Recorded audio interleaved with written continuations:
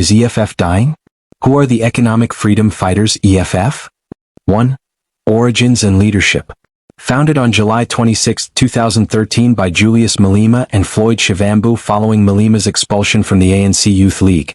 Julius Malema serves as president with key leaders including Chairperson, Nontando Nalachungo. Secretary General, Marshall Dlamini. Spokesperson, Sinowo Tambo. Deputy President, Godrich Gardi. Deputy Secretary General, Leon Mathis.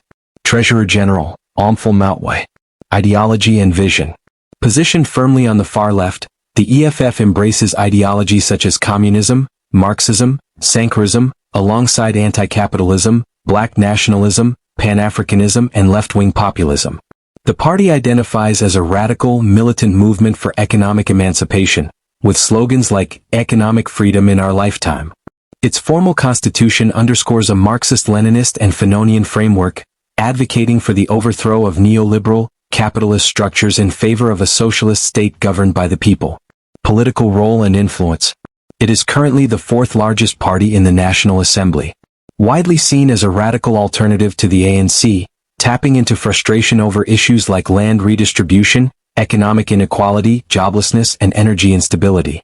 The economic freedom fighters EFF are experiencing a significant decline, but dying might be too strong a term just yet. Here's what's going on. The signs of decline. Electoral collapse.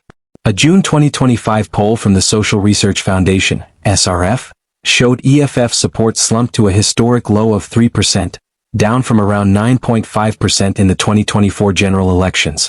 In the 2024 KwaZulu-Natal provincial election, EFF support plunged to 2.26%, earning just 2 seats compared to 8 previously.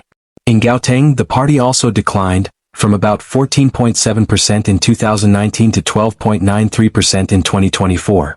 In the Western Cape, EFF maintained modest growth to 5.3%, up from 4.04%, but it remains a minor player. Voter defections to MK. Supporting polls and election outcomes show voters shifting to Jacob Zuma's MK party. For example, an Ipsos poll had EFF drop from 11.5% to 8.4%, while MK gained ground. Actual election results saw MK outperform EFF in many regions, especially in KwaZulu-Natal. Internal turmoil and defections. A string of high-profile leaders, including Deputy Floyd Shivambu and others like Mzwaneli Mani, Bizisayong Quibane, and Dali Mpofu, defected to MK between mid-2024 and late 2024.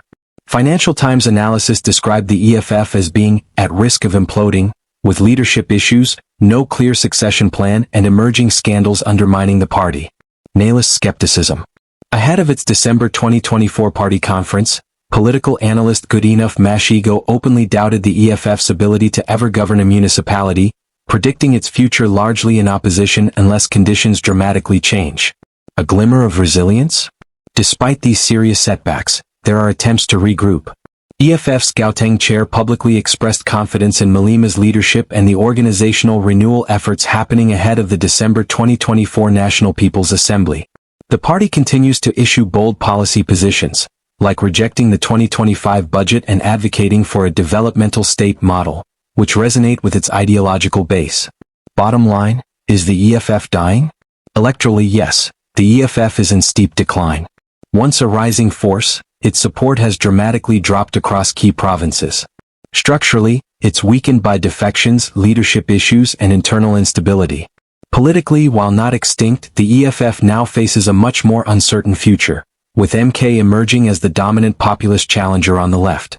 To answer succinctly, the EFF isn't dead, but it's certainly in trouble and risks becoming politically marginalized if recovery strategies don't succeed.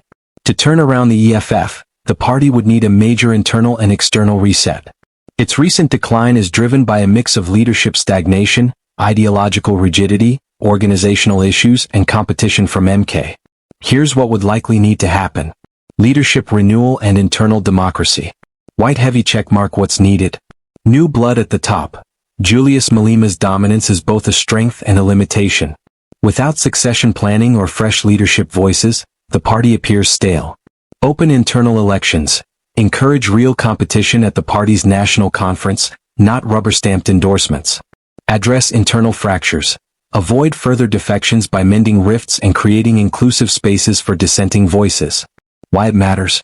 Voters and even former insiders view the EFF as a one-man show. Over-centralized leadership breeds stagnation and discourages talent. Ideological modernization. White heavy checkmark what's needed. Repackage the message. Keep the core principles, land, jobs, equity, but reframe them in a way that resonates with a broader, more diverse working class base. Embrace pragmatic socialism. Shift from purely radical posturing to implementable policies, especially around youth employment, crime, and small business. Adapt to new economic realities.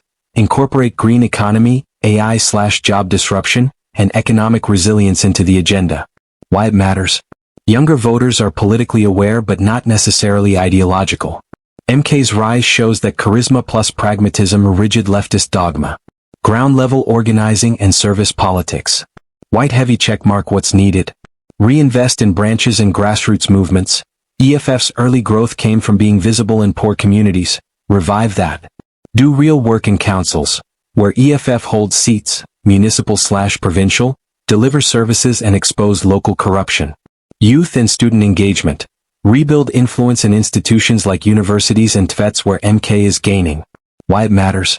EFF support base has been eroded by MK's street-level visibility and former EFF organizers switching sides.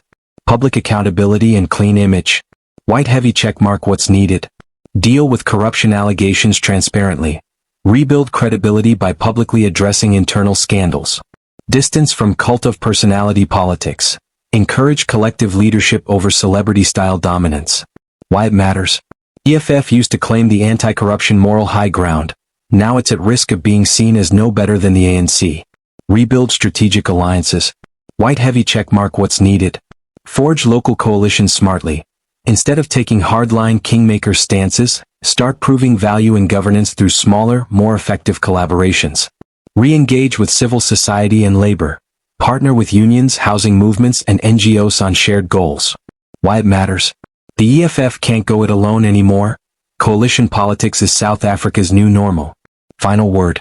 If the EFF wants to avoid fading into irrelevance, it must evolve, fast. Its past success came from being bold, disruptive, and grassroots-driven. Today it needs to add humility, strategy, and discipline to that mix. If it can do that, there's still time to reclaim lost ground, especially among disillusioned young South Africans.